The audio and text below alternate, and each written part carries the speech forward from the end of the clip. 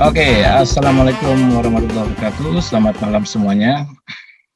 Kita bertemu kembali di sesi ke-24. Jadi kalau yang rajin mengikuti baik langsung pada sesi latihan malam ya sesuai jadwal maupun yang lewat rekaman, maka mestinya kita akan melihat secara progresif bagaimana gula darah kita membaik dari waktu ke waktu. Secara objektifnya begitu. Dan banyak teman-teman yang sudah membuktikan dengan menggunakan pengukuran uji laboratorium HbA1c dan hasilnya alhamdulillah sangat bagus. Alhamdulillah sangat bagus. Dari yang diabetes 7,3 menjadi 5,3 dalam waktu 1,5 sampai 2 bulan ini.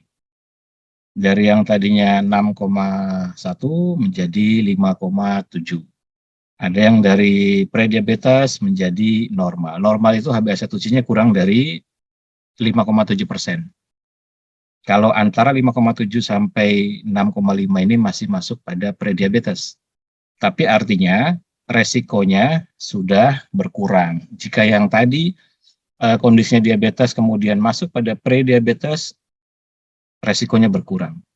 Dan pada beberapa uji laboratorium, bintangnya itu sudah nggak ada. Gitu kan kalau kita uji lab itu kan kalau nilainya itu tidak bersesuaian dengan rujukan, itu kan ada bintangnya, ada bintang kecilnya kan.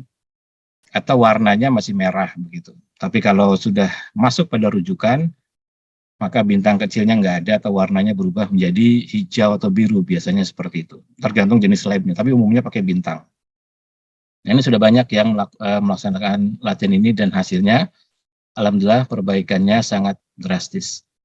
Dan satu hal yang perlu diingat adalah tidak ada aturan mengenai cara makan khusus.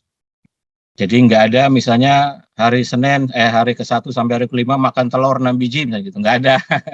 Nggak ada. Atau hari keberapa makannya harus ini, nggak ada. Karena sepanjang perjalanan saya mengamati, menganalisa pada diri sendiri maupun pasien-pasien saya menemukan ada fenomena yang unik bahwa ini sebenarnya bisa dilakukan reversing atau pembalikan dari diabetes dengan cara-cara seperti yang dijelaskan pada kelas ini. Tanpa mengubah pola makan. Ya kan, seperti Mas Susanto gitu kan. Barusan cerita ketemu sama temennya di mall, kemudian temennya sedang menjalani salah satu program diabetes juga yang dari Mobi kalau nggak salah dari Pontianak gitu ya. Tapi kok kurus kering gitu. Saya bilang pasti itu ekstrim tuh. Pasti itu ekstrim. Pola makannya pasti ekstrim gini. Ya karena begini, konsepnya itu kita harus mengerti bagaimana cara kerja antara satu hormon dengan hormon lain. Seperti insulin, cara kerjanya bagaimana. Kemudian kontrargumentari hormon, cara kerjanya bagaimana. Apa yang naik, apa yang turun. Nah, dari situ kita bisa tahu bagaimana strategi untuk melakukan perbaikan tanpa mengubah pola makan. Jadi kalau yang kan sering saya bilang makanlah pada sesuatu yang tidak menghasilkan blocking mental gitu ya. Makanlah pada sesuatu yang tidak menghasilkan blocking mental. Ya tentunya dalam konsep yang paling idealnya adalah halalan toyiban kan begitu. Halal lagi baik. Tapi pada umumnya adalah makan pada sesuatu yang tidak melahirkan blocking mental. Blocking mental apa? Misalnya disuruh makan telur aja begitu ya. Selama seminggu telur terus setiap hari 6, pagi 2 misalnya atau siang 3, malam 3 misalnya. Terus saja begitu. Ya lama-lama blocking mental kan. Sebenarnya tujuannya kan bukan itu kan, tujuannya kan bukan itu sebenarnya. Kita tidak mesti harus extreme switch masuk pada kondisi ketogenik misalnya, tidak mesti harus begitu. Low carbs pun cukup, dan low carbs juga harus dianalisa dia gunanya buat apa. Kenapa dibuat seperti itu? Kenapa dibikin pola low carbs misalnya, atau karbonnya rendah? Ada cara lain untuk membongkar glukosa, ada cara lain untuk melakukan peningkatan sensitivitas insulin. Termasuk ada cara lain untuk melakukan regenerasi pada pankreas. Dan itu kan kita bahas. Termasuk bagaimana cara obat gula darah atau obat diabetes bekerja. Jadi pengetahuan kita jadi luas bahwa ada obat-obat diabetes yang beredar di masyarakat yang dapat dibeli dengan resep dokter gitu ya. Seperti misalnya metformin, akarbos dan sebagainya. Itu semua masuk pada 2 kategori. Ada obat-obat gula darah yang ketika diminum dia akan meningkatkan respon insulin.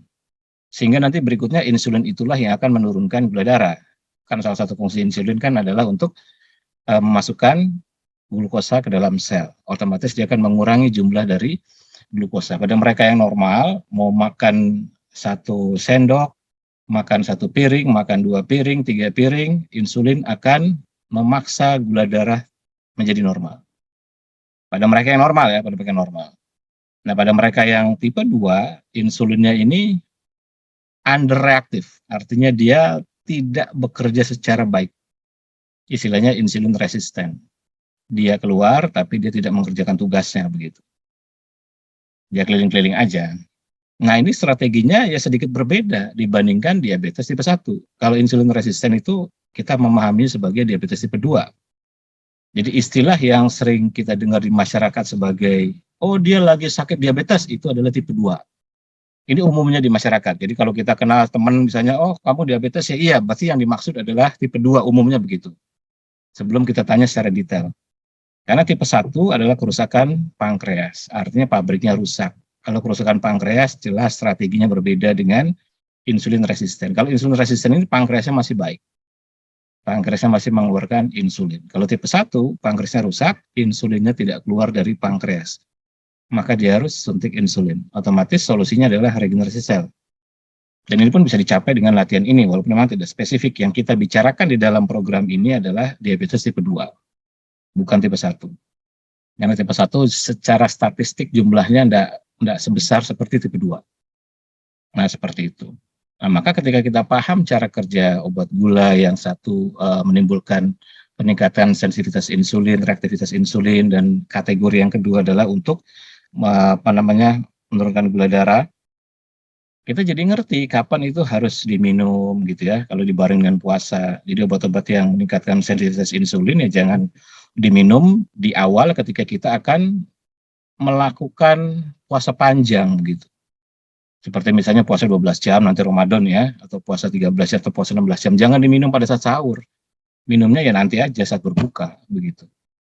Itu jenis obat-obat yang meningkatkan sensitivitas insulin. Tapi ada obat-obat yang memang boleh dikonsumsi saat sahur dan saat berbuka, seperti metformin, akarbos, karena cara kerja dia berbeda dengan kategori yang pertama tadi. Nah, akhirnya kita jadi ngerti. Saya dulu membedah program ini, membedah teknik ini adalah dari bagaimana cara kerja obat-obatan itu. Sama kalau pernah ngikutin YouTube saya, ketika dulu sedang rame mengenai COVID awal-awal gitu ya. Kemudian ada obat yang terkenal sekali gitu kan, yang awal itu, yang sekarang sudah ditarik gitu ya, seperti remdesivir gitu kan, yang ternyata bagi kita analisa dia membuat jadi basah. Dan itu saya bikin detail penjelasannya, basahnya di mana ketika masuk dan sebagainya. Loh, ini kan bisa juga dilakukan lewat olah napas. Jadi kita punya potensi untuk membuat sel jadi basah, dan ini sudah saya ceritakan sejak 10 tahun lalu. Bagaimana potensi olah napas untuk membuat sebuah sel atau sekumpulan sel atau seluruh tubuh kita berubah menjadi cenderung lebih basah. Lalu kemudian ada obat-obatan lagi atau terapi yang untuk meningkatkan nitric oxide. Itu terapi COVID, ada.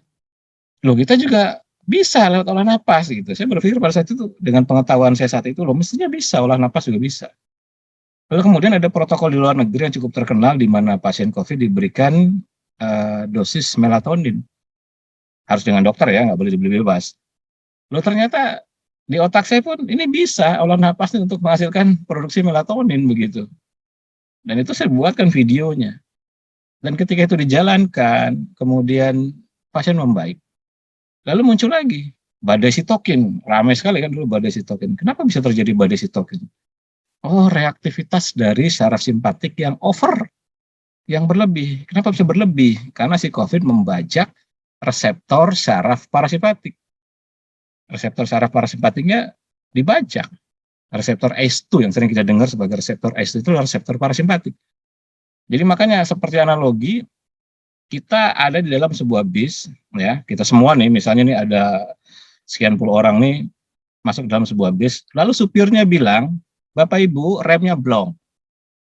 Kira-kira gimana? Ya panik di dalam kan? Panik dan ya semua menjadi hiperaktif. wah semua gerak semua, wah wah, ada yang jalan sana kemari mungkin begitu. Karena remnya belum. Jelas ini meningkatkan kepanikan yang luar biasa. Maka bagaimana caranya? Ya turunkan tingkat sensitivitas dari saraf simpatik, termasuk naikkan reaktivitas dan sensitivitas dari saraf parasimpatiknya. Nah, lewat napas ritme sudah diceritakan bahwa ada ritme-ritme parasimpatik, ada ritme-ritme simpatik. Jadi gampang sekali solusinya kan begitu. Sudah ketemu. Makanya semua ikut kelas saya ini di era COVID, alhamdulillah tenang menghadapi COVID ini. Enggak panik.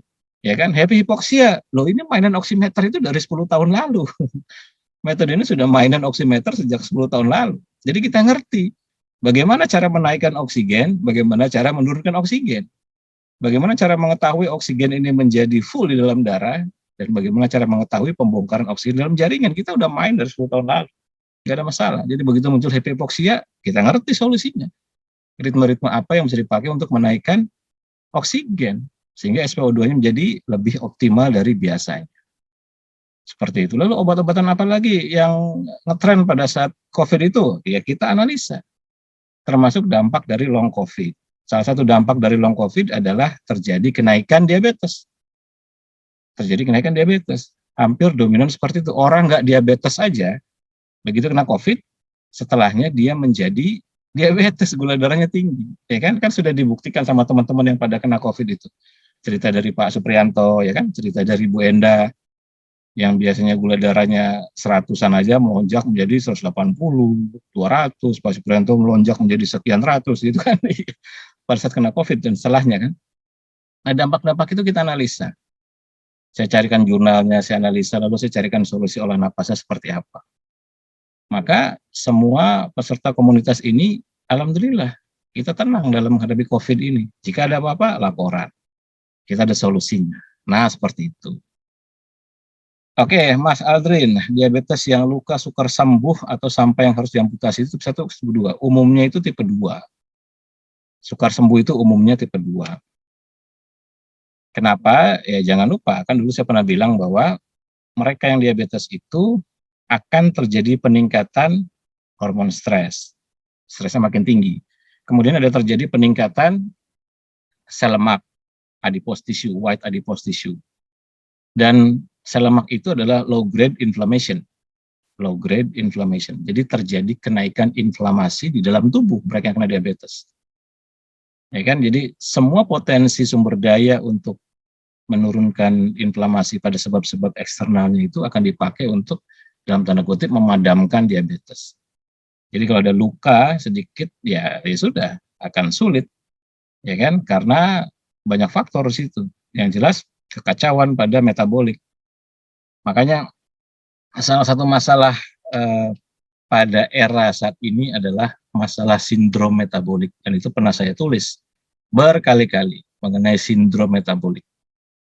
Apa itu sindrom metabolik? Ya bisa dilihat pada tulisan saya lagi, di mana gula darah puasa harus kurang dari 100. Kemudian LDL,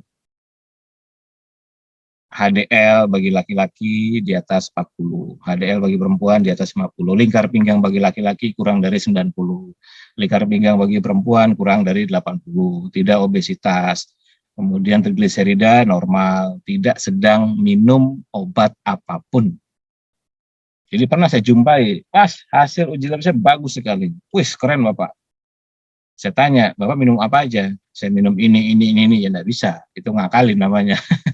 Ya memang itu tujuannya menormalkan, tapi target kita adalah untuk tidak mengkonsumsi apapun. Itulah kenapa saya cari solusi-solusinya, apa yang dikeluarkan oleh tubuh kita lewat obat-obat, lewat olah napas, dan apa yang dibuat oleh sains dan medis lewat obat-obatan dan suplemen. Jika dia mampu dikeluarkan oleh tubuh kita, seperti misalnya beta-endorfin, nitric oxide, melatonin, asetilkolin, short-term adrenalin, noradrenalin, kemudian GABA dan sebagainya, kalau bisa dilakukan oleh tubuh kita, istilahnya endogenous, begitu. Endogenous itu maksudnya dari dalam tubuhnya sendiri, maka lebih baik gunakan itu. Tidak pakai suplemen, ya kan? Seperti kita pengen tidur nyenyak, minum melatonin, bisa nggak? Bisa. Tapi daripada kita beli, nah ternyata melatonin bisa diproduksi sendiri, ya mendingan latihan, kan begitu aja, ya kan? Nah, jadi yang seperti itu dicari dan dipraktekkan. Oke, intermezzo seperti itu. Oke, siap. Kita masuk pada sesi latihan.